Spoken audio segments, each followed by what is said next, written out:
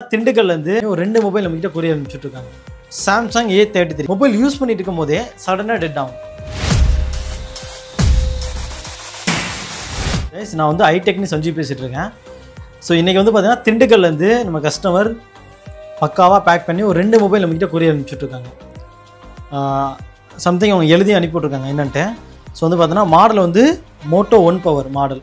அது என்ன கம்ப்ளைண்ட் அப்படின்னா டிஸ்பிளே மாற்றணும், சார்ஜிங் கம்ப்ளைண்ட் இருக்குது, ஆனால் பேசும்போது மைக்கும் கேட்கல அப்படின்ட்டு இந்த மாடல் அனுப்பிவிட்ருக்காங்க. இது வந்து ஓல்டு மாடல் தான், ஆனால் ரெடி பண்ணிக்கலாம், பெரிய விஷயம் கிடையாது. ஸோ செகண்ட் ஒன்று வந்து பார்த்தீங்கன்னா சாம்சங் A33, அதாவது இந்த மாடல். ஸோ இது வந்து பார்த்தீங்கன்னா நமக்கு ரெகுலராக ரீல்ஸ்லேயும் இந்த வீடியோ பார்த்துருப்பீங்க, லென்த் வீடியோ நம்ம போட்டிருக்கோம், பார்த்துருப்பீங்கன்னு நினைக்கிறேன். ரீசெண்ட் டைமில் ரொம்ப அதிகமாக காமனாகவே இந்த மாடல் வந்து கம்ப்ளைண்ட் பண்ணிட்டு இருக்கேன். என்ன கம்ப்ளைண்ட் அப்படின்னா மொபைல் யூஸ் பண்ணிட்டு இருக்கும் போதே சடனாக டெட் ஆகும், அப்படி இல்லைனா லோகோலேயே ரீஸ்டார்ட் ஆகும், லோகோலேயே நிற்கும். இந்த மாதிரி கம்ப்ளைண்ட்லாம் இந்த மாடலில் நீங்கள் ஃபேஸ் பண்ணியிருப்பீங்கன்னு நினைக்கிறேன். இதுக்கான சொல்யூஷன் என்ன, இது என்ன பண்ணால் ரெடி ஆகும் அப்படின்றதெல்லாம் நம்ம வீடியோவில் பார்க்கலாம். இந்த மொபைல் வந்து பார்த்தீங்கன்னா கம்ப்ளைண்ட் ஆகிருக்கு அப்படின்னு சொல்லிட்டு சாம்சங்கோட ஆத்தரைஸில் போய் கஸ்டமர் கொடுக்கும்போது இது சம்திங் வந்து மதர் போர்டு கம்ப்ளைண்ட் தாங்க, மதர் போர்டை ரிப்பேர் பண்ண முடியாது, மதர் போர்டு தான் சேஞ்ச் பண்ணணும் அப்படின்னு சொல்லிட்டு ஒரு பெரிய காஸ்ட் ஆயிடுச்சு. ஸோ அதனால் கஸ்டமர் நம்மளோட வீடியோஸ்லாம் பார்த்துட்டு நம்மளை விசிட் பண்ணியிருக்காங்க. நம்ம இது வந்து பக்காவாக ரெடி பண்ணி கஸ்டமருக்கு டெலிவரி கொடுத்துடலாம். இந்த வீடியோ ஃபுல்லாக பார்த்தீங்கன்னா டீட்டெயிலாக புரியும், வாங்க. ஓகே, இப்போ நம்ம வந்து மொபைல் ஓப்பன் பண்ணி மதர் போர்டு ஃபஸ்ட்டு வெளியில் எடுப்போம். வெளியில் எடுத்துகிட்டு டிசியில் அதோட ரீடிங்கை பொறுத்து நம்ம வந்து வேலை செய்ய ஆரம்பிக்கலாம். பொதுவாக அன்னோன் மாடல் எல்லாமே வந்து பார்த்திங்கன்னா டிசியில் நம்ம செக் பண்ணும்போது ஒரு ரீடிங் வருதுன்னா என்ன ரீடிங்கோ அதுக்கான சொல்யூஷன் தான் இருக்கும்.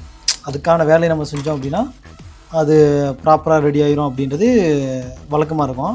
ஆனால் இந்த மாதிரி சில மாடல் இருக்குது. அதாவது என்னென்ன மாடலாக இருக்குன்னா இந்த சாம்சங் A33,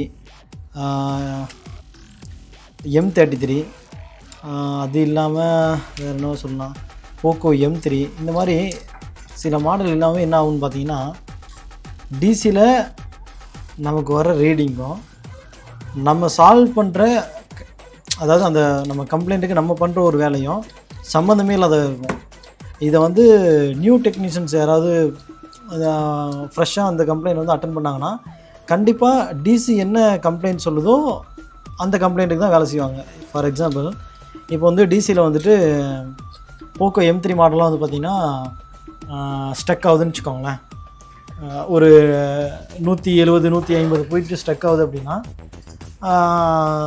கண்டிப்பாக அவங்க வந்து EMMC தான் பார்ப்பாங்க. ஆனால் அது EMMC கம்ப்ளைண்ட் கிடையாது.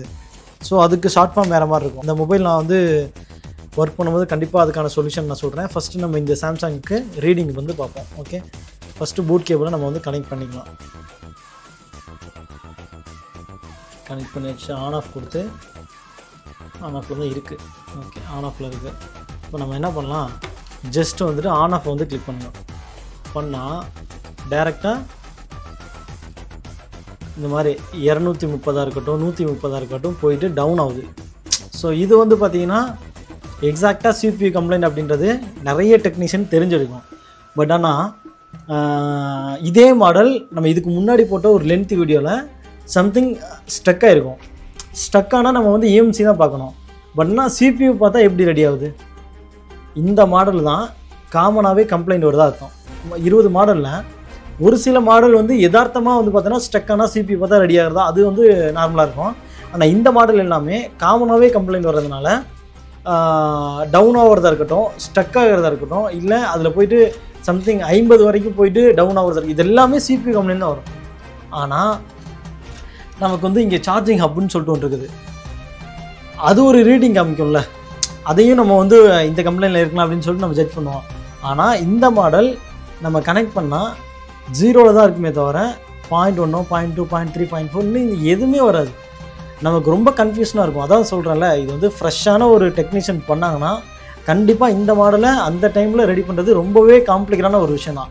நம்ம என்ன பண்ணலாம், CPU ரிப்பேர் பண்ணுவோம். என்ன ஒரு கான்செப்டில் இதை பண்ணுறோன்றதை நீங்கள் பார்த்துக்கோங்க. அதே கான்செப்டில் பண்ணிங்கன்னா சிங்கிள் டேக்கில் கண்டிப்பாக உங்களுக்கு சக்ஸஸ் ஆகும். சீல் ஓப்பன் பண்ணால் தான் வேலையை செய்ய முடியும். ஸோ அதனால்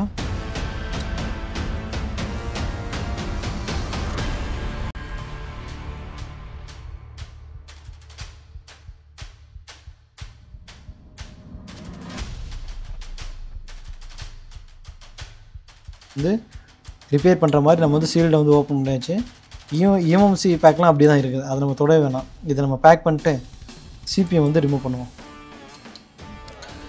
ஸோ வந்து பார்த்திங்கன்னா இந்த மாதிரி பேடை நம்ம வந்து ஒட்டிட்டோம் அப்படின்னா இஎம்எம்சி வந்து பக்காவாக சேஃபாக இருக்கும். இப்படி இல்லைனா நம்ம பண்ணுற ஹீட்டுக்கு சம்டைம்ஸ் வந்து இந்த இஎம்எம்சி ட்ரை ஆகி உள்ளே வந்து ஜாயிண்ட் ஆகிறதுக்கு நிறைய வாய்ப்பு இருக்கும். ஸோ வந்து பேக் பண்ணியாச்சு.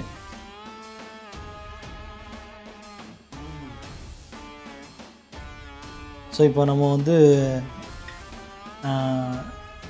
டிசியில் வந்து பார்த்திங்கன்னா 270 வச்சுருக்கேன். சேனல் 2ல் 270 வச்சு நான் என்ன பண்ணுறேன், ஃபஸ்ட்டு ஃப்ரீ ப்ளோ பண்ணுறேன். இது பண்ணுறதுனால என்ன ஆகும்னு கேட்டிங்கன்னா, மதர் போர்டு வந்து ஓவராலாக ஹீட் ஆகும்போது நமக்கு வந்து சிபியூ இன்டர்னலாக பல்ஜ் ஆகாது, ஒரு மாதிரி உப்பிட்டு வரும்ல, அந்த இஷ்யூ வந்து இதில் நடக்காது. உங்களுக்கு நல்லா கிளியராக இருக்கும்.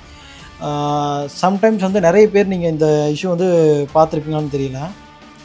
வழக்கமாக என்ன ஹீட் வந்து டெம்பரேச்சர் நீங்கள் போட்டு யூஸ் பண்ணுறீங்களோ அந்த மாதிரி தான் பண்ணுவீங்க. ஆனால் சிபியூ மட்டும் பல்ஜ் ஆகிட்டு ஆயிரும். என்ன மாடலில் நடக்கும்னா, இந்த Samsung A33, A53, M33, A14, M14 இந்த மாதிரி சாம்சங், மோஸ்ட்டாக சாம்சங், அது இல்லைனா போக்கோ X3 ப்ரோ, அது மாதிரி சில மாடலில் மட்டும் இந்த மாதிரி வர்றதுக்கு வாய்ப்பு இருக்குது.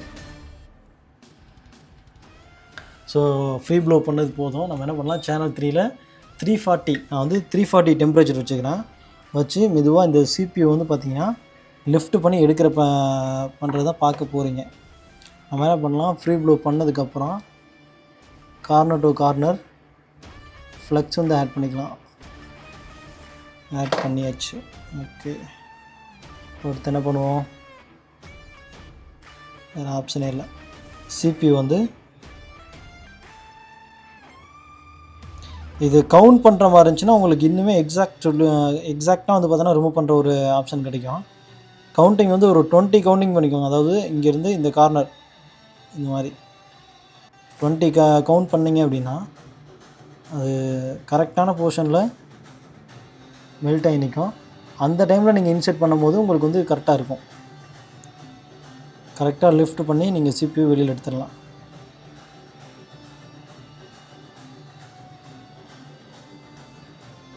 இப்போ பாருங்கள், நான் ஹீட் பண்ணி இந்த ப்ளோ பண்ணது வந்து பார்த்திங்கன்னா கரெக்டான டெம்பரேச்சரில் இருக்கிறதுனால நான் இப்படி இன்செர்ட் பண்ணும்போது ரொம்ப ஃப்ரீயாக போகுது.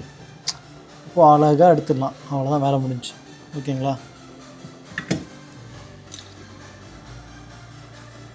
இந்த சிபியூ வெளியில் எடுத்தாச்சு. நம்ம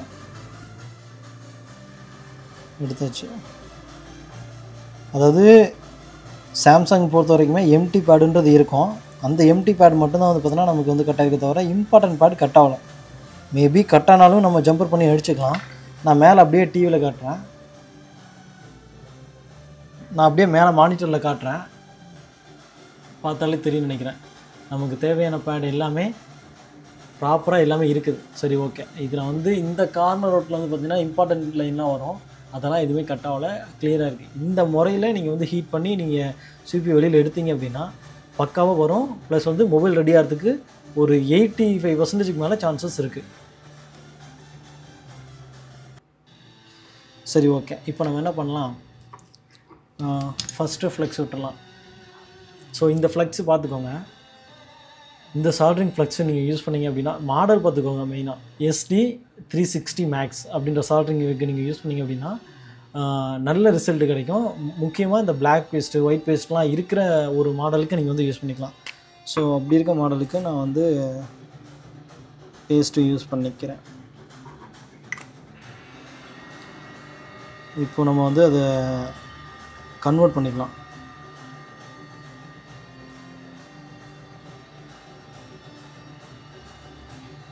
ஸோ ஃபஸ்ட்டை விட இப்போ உங்களுக்கு ரொம்ப ஈஸியாகவே இந்த கரெக்டாக இருக்க பேர்லைன்லாம் இப்போ ஈஸியாக தெரியும்னு நினைக்கிறேன். ஃபஸ்ட்டு கூட தெரிஞ்சிருக்காது, இப்போ தெரியும்னு நினைக்கிறேன்.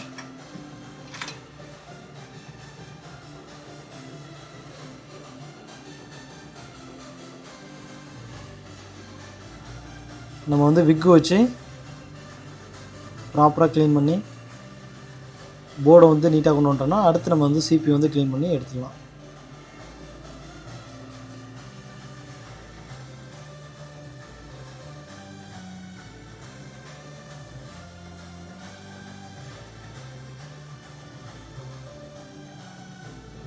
இந்த மாதிரி ரொட்டேட் பண்ணி நம்ம வந்து க்ளீன் பண்ணுறதுனால நல்ல ரிசல்ட் கிடைக்கும். ஓகே, இப்போ நம்ம க்ளீன் பண்ணியாச்சு. நம்ம என்ன பண்ணலாம், விக் வச்சு க்ளீன் பண்ணிக்குவோம்.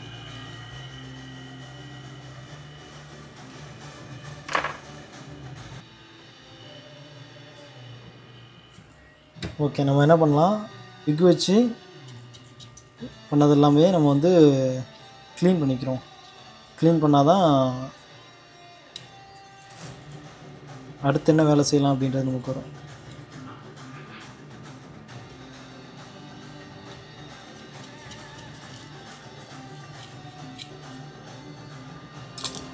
இப்போ பார்த்தா தெரியும் நினைக்கிறேன் நம்ம பண்ண வேலை எந்த அளவு இருக்குது அப்படின்றது.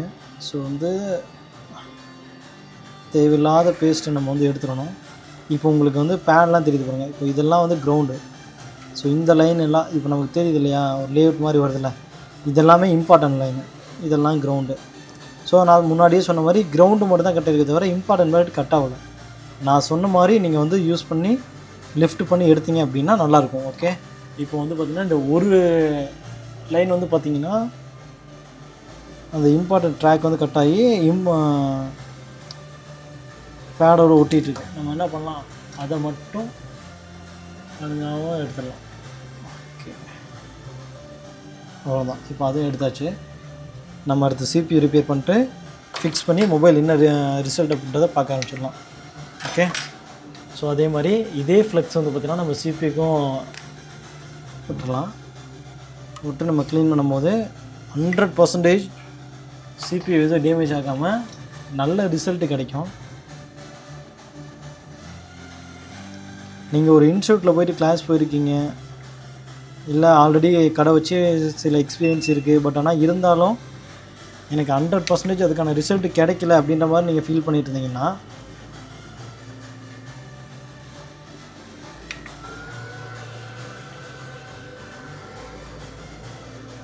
ஃபஸ்ட்டு உங்களுக்கு எதனால அந்த மொபைல் வந்து ரெடி ஆகலை அப்படின்ற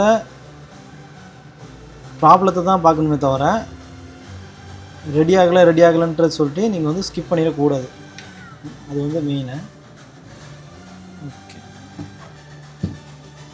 ஸோ அதில் ஃபஸ்ட்டு ஒன்று வந்து பார்த்திங்கன்னா CPU ஓவர் ஹீட் ஆகாமல் பார்த்துக்கிறது தான் முக்கியமான வேலை. நம்ம அந்த வேலை தான் செய்கிறோம்.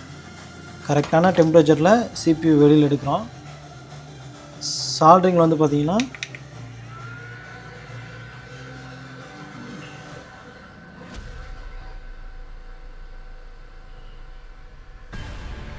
ஓகே,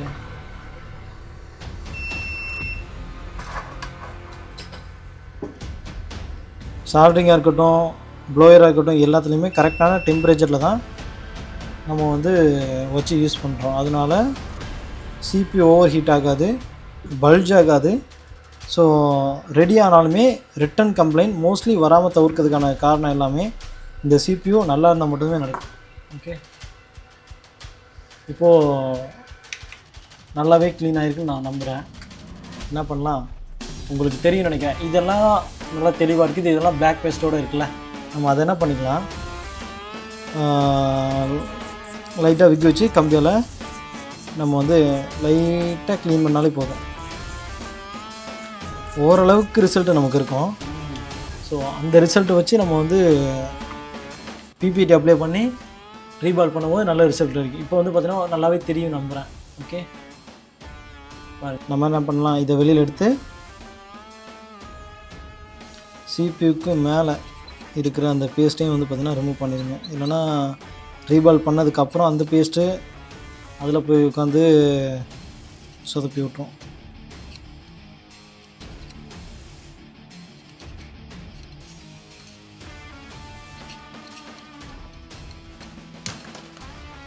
இப்போ நம்ம என்ன பண்ணலாம், ரீபால் பண்ண ஆரம்பிச்சிடலாம். ஓகே, நம்ம ஸ்டென்சிலை வச்சு PPT அப்ளை பண்ணுற ரிசல்ட் என்ன அப்படின்றத இப்போ பார்ப்போம். பொதுவாக பிகினர் எல்லாத்துக்குமே வந்து பார்த்திங்கன்னா ஸ்டென்சில் எப்படி ஹோல்டு பண்ணுறது, கரெக்டாக எப்படி வந்து அப்ளை பண்ணி பால் பண்ணுறது அப்படின்றதும் தெரியாமல் இருக்கும். நான் பண்ணுற மெத்தட் பாருங்கள். எக்ஸாக்டாக நான் என்ன பண்ணுறேனோ நான் அதை காமிக்கிறேன். ரீல்ஸில் பொதுவாக நம்ம அந்த மாதிரி காமிக்க முடியாது, அதுக்கான ஸ்பேஸ் இருக்காது, டைம் ஸ்பேஸ் இருக்காது. நான் இதில் உங்களுக்கு எக்ஸாக்டாக காமிக்கிறேன் பாருங்கள். அப்ளை பண்ணுறோம்.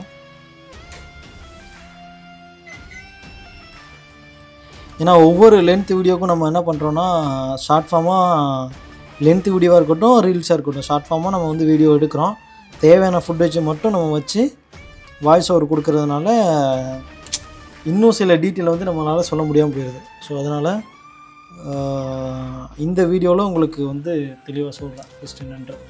இதுக்கு வந்து பார்த்திங்கன்னா டெம்பரேச்சர் வந்து 270 வச்சா போதும். சேனல் 2ல் 270 வச்சு நான் ப்ளோ பண்ணுறேன். ப்ளோ பண்ணும்போது அது நான் ப்ராப்பராக மெல்ட் ஆகி அதோட கனெக்ஷனில் பால் ஆகும்.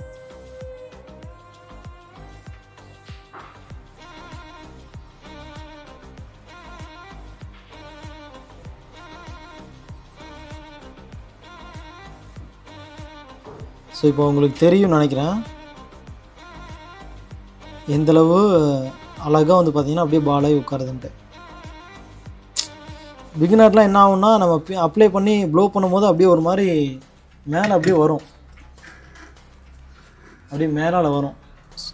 ஸோ நான் என்ன பண்ணுவேன்னா, ஃபஸ்ட்டு இந்த மாதிரி ப்ளோ பண்ணி பால் வந்ததுக்கப்புறம் என்ன பண்ணுவேன், கட் பண்ண பார்ப்பேன். இந்த மாதிரி கட் பண்ணுவேன், எல்லாம் ஈவனாக இருக்கா இல்லை ஏதாவது 1-2 பால் ஆகாமல் இருக்கா அப்படின்னு சொல்லிட்டு. இப்போ ஓரளவு ஈவனாக இருக்க மாதிரி இருக்குது. சரி, அப்படி இருந்தாலுமே நம்ம என்ன பண்ணலாம், லைட்டாக ஃப்ளக்ஸ் விட்டு மறுபடியும் இருக்க ஹீட் பண்ணுவோம். ஏன்னா 1-2 பால் எனக்கு தெரிஞ்சு கனெக்ட் ஆகாமல் இருக்குது. நம்ம அப்படி இப்போ ப்ளோ பண்ணுறதுனால அது கனெக்ட் ஆகிக்கும். அது இல்லாமல் மறுபடியும் இருக்க பண்ணுற மாதிரி இருக்கும்.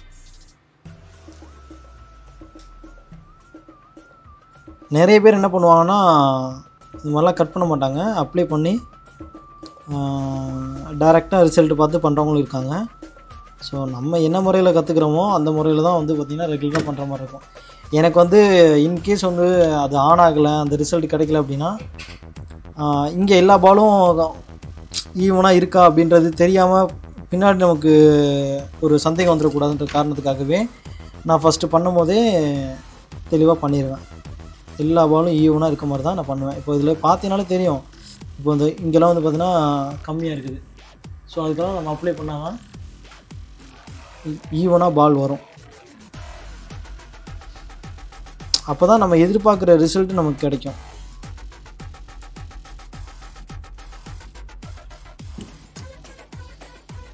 நம்ம என்ன பண்ணுவோம், மறுபடியும் ஒரு ஹீட் பண்ணலாம். ஹீட் பண்ணி இந்த முறை நான் காமிக்கும் போது சில இடத்துல வந்து கம்மியாக இருந்த பால்லாம் வந்து இப்போ ஈவனாக இருக்கும். ஓகே, ப்ளோயரில் நீங்கள் வந்து அதிகமான டெம்பரேச்சர் வச்சு பண்ணாலுமே CPU வந்து வீக்காக தான் செய்யும், அதையும் பார்த்துக்கோங்க. ஓகே, இந்த மாதிரி வந்து ப்ளோ பண்ணியாச்சா.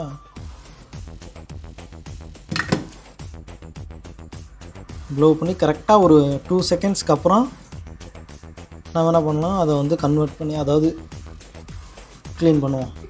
பண்ணால் நான் முன்னாடியே சொன்ன மாதிரி எல்லாமே ஈவனாக இருக்குது, எங்கேயுமே நம்ம டவுட்டே இல்லை. இப்போ நம்ம என்ன பண்ணலாம், இதை வந்து மறுபடியும் ரீபால் பண்ணி ஃப்ளெக்ஸ் விட்டு போர்டில் நம்ம ஃபிக்ஸ் பண்ணோம் அப்படின்னா கண்டிப்பாக ரிசல்ட் கிடைக்கும்.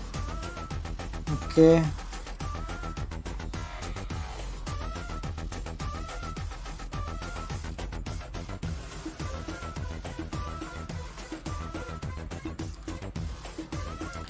எனக்கு இந்த மொபைலுக்கு இந்த மாதிரியான மாடலுக்கு வந்து எடுத்துக்கிற டைம் வந்து பார்த்திங்கன்னா ஒரு 1/4 மணி நேரம், ஒரு 15 நிமிஷம் டைம் எடுத்துக்குவேன். ஸோ உங்களுக்கு எவ்வளோ நேரம் ஆகும் ஒரு CPU ரிப்பேர் பண்ணுற மாதிரி இருந்துச்சுன்னா எவ்வளோ நேரம் ஆகும் அப்படின்றத கமெண்ட் செக்ஷனில் சொல்லுங்கள்.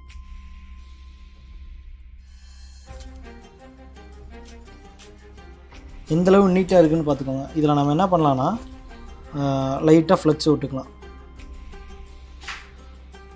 ஸோ இந்த மாதிரி லைட்டாக ஃப்ளக்ஸ் விட்டுக்கலாம்.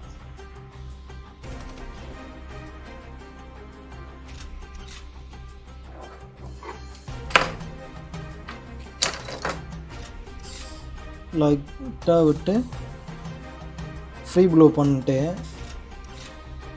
இப்போ செக் பண்ணோன்னா எல்லா பாலும் ஈவனாக இருக்கும். ஓகே, தெரியுதா? இதை நம்ம போர்டில் ஃபிக்ஸ் பண்ணும்போது நமக்கு நல்ல ரிசல்ட்ன்றதை கொடுக்கும். ஓகே, க்ளீன் பண்ணிக்கலாம்.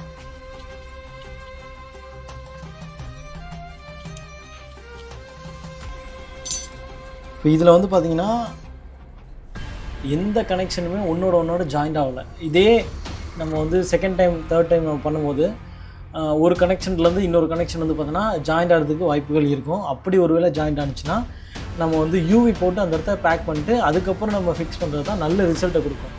இல்லைன்னா என்னப்பா ஆகும், இது எல்லாமே ஒரே கனெக்ஷன் தானே, ஒரே லைன் தானே அப்படின்னு நீங்கள் சொன்னீங்க அப்படின்னா, இப்போது 4 இடத்துல வந்து பார்த்தீங்கன்னா கனெக்ட் ஆகும்போது CPU மேலே வரும், இல்லைனா அடுத்தடுத்த கனெக்ஷனோட ஒட் ஆகும், அதாவது ஜாயிண்ட் ஆகும். அப்படி ஜாயிண்ட் ஆகும்போது நமக்கு ரிசல்ட் கம்மியாகும்ல, ரெடி ஆகாது இல்லை. ஸோ அதனால் நம்ம என்ன பண்ணலாம், ஒரு வேளை அந்த மாதிரி இருந்தால் கூட நம்ம யூவி போட்டு பேக் பண்ணிட்டு அதுக்கப்புறம் ஃபிக்ஸ் பண்ணுறது நமக்கு நல்லது. இப்போ நான் என்ன பண்ண போகிறேன்னா, ஒன்ஸ் CPU நான் ஃபிக்ஸ் பண்ணுறதுக்கு முன்னாடி லைட்டாக வந்து பார்த்தீங்கன்னா ஃப்ளெக்ஸ் போட்டு கவர் பண்ணதுக்கப்புறம் நான் என்ன பண்ணுறேன், இந்த ரெடியான CPUவை நான் அதில் வந்து ஃபிக்ஸ் பண்ண போகிறேன். ஆங்கிள் வந்து பார்த்தீங்கன்னா CPUவோட ஆங்கிள் நான் இந்த மாடல் ரெகுலராக பண்ணுறதுனால எனக்கு வந்து என்ன ஆங்கிள் இருக்குன்றது தெரியும். நீங்கள் ஃப்ரெஷராக இருந்தீங்கன்னா முன்னாடியே ஃபோட்டோ எடுத்து வச்சுக்கிறது ரொம்ப நல்லது. அப்படி இல்லை அப்படின்னா நீங்கள் வந்து போர்னியோட ஸ்மாரிக் பார்த்து ஆங்கிள் படி நீங்கள் ஃபிக்ஸ் பண்ணிக்கலாம். இப்போ வந்து கார்னர் டு கார்னர் நம்ம வந்து கரெக்டாக இருக்குது, இது பார்த்தா உங்களுக்கு தெரியும் நினைக்கிறேன். அதே மாதிரி இங்கே மேலே இங்கே வந்து பார்த்தீங்கன்னா தெரியும். சரி, ஓகே, ஃபிக்ஸ் பண்ணியாச்சு. இப்போ நம்ம என்ன பண்ணலாம், ப்ளோ பண்ணி அப்புறம் வந்து ஃபிக்ஸ் பண்ணிடலாம். ஓகே, இப்போ நான் எடுத்துக்கிற டெம்பரேச்சர் வந்து பார்த்திங்கன்னா அதே 270 தான் வச்சுக்கேன். 270 வச்சு நான் முன்னாடியே சொன்ன மாதிரி ஃப்ரீ ப்ளோ பண்ணுவேன்.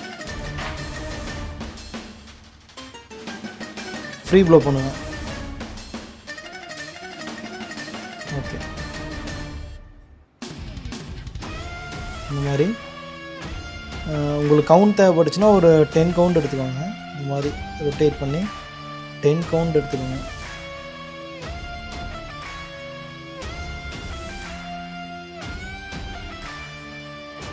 சரி, ஓகே.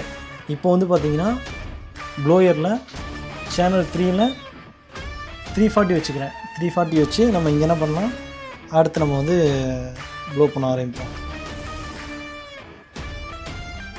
ஓகே,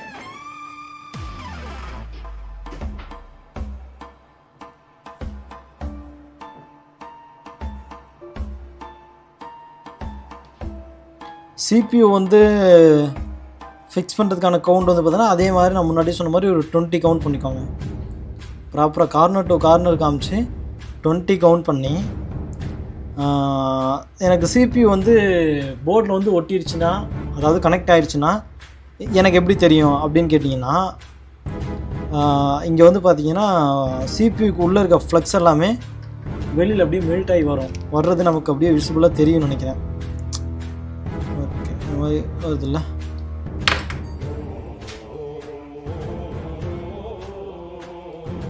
இப்போ நம்ம என்ன பண்ணலான்னா, ஜஸ்ட்டு ஷேக் பண்ணி CPU வந்து மதர் போர்டோட கனெக்ட் ஆச்சுன்னு பார்க்கலாம். கனெக்ட் ஆகிடுச்சு. ஷேக் பண்ணால் போயிட்டு வருதுல்ல. இப்போ இது போதும். நம்ம என்ன பண்ணலாம், ஒன்ஸ் பண்ணதுக்கப்புறம் லைட்டாக இங்கே வந்து ஒரு சின்ன ஃபேன் காமிச்சு ஓவராக ஹீட் ஆகிருக்கும் மதர் போர்டு. ஸோ அதனால் வந்து நம்ம வந்து கொஞ்சம் கூலிங் பண்ணிக்கலாம். நம்ம என்ன பண்ணலான்னா, மொபைலில் போட்டுடலாம். மொபைலில் போட்டு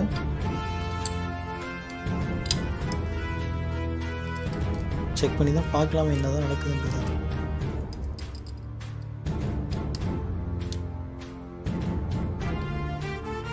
ஃபஸ்ட் நம்ம என்ன பண்ணலாம், ஆன் பண்ணி பார்ப்போம். ஆனாதான் இல்லைன்னு பார்த்தீங்கன்னா ஆன் ஆகிடுச்சு. ஏன்னா சம்டைம்ஸ் வந்து நம்ம CPU பண்ணதுக்கப்புறம் இந்த மாதிரி அதாவது இந்த லோகோலேயே ஸ்டக் ஆகுறதும் இருக்குது, லோகோவில் ரீஸ்டார்ட் ஆகுறதும் இருக்குது. மோஸ்ட்லி ஃப்ரெஷருக்கு சொல்கிறேன், ஒரு வேளை ரெடி பண்ணாலுமே அந்த மாதிரி எனக்குமே ஆரம்பகட்ட காலத்தில் இந்த மாதிரி நடந்துருக்குது. லோகோ ஆன் ஆயிடுச்சுனாலுமே லோகோலேயே நிற்கிறதும் இருக்குது, லோகோவில் ரீஸ்டார்ட் இருக்குது. ஸோ இந்த மாதிரிலாம் நடந்திருக்குது. நமக்கு இந்த இப்போ ரெடி பண்ண மாடல் என்ன எப்படி ஆகுது அப்படின்றத பார்ப்போம். உள்ளே போயிருமா இல்லை லோகோலேயும் நிற்குமா இல்லை என்னன்றதை பார்த்தா உங்களுக்கு தெரியும்.